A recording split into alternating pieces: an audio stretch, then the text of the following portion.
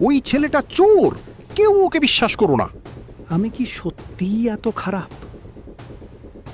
বাবা, খারাপ কাজ করলে তার ফল একদিন ঠিকই পাবে।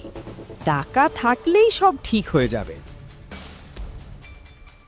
এই টাকা রাখিস, আমি তোকে বিশ্বাস করি। এইটাই সুযোগ। আমি এখন বড় লোক। তুই যাদের ঠকিয়েছিস তারা আসছে। আমাদের টাকা দে।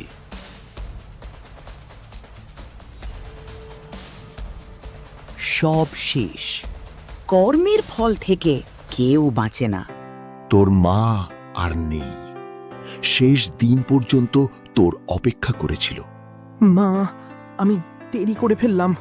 আমি বুঝেছি, কর্মের ফল কেউ এড়াতে পারে না। যেমন কর্ম তেমন ফল।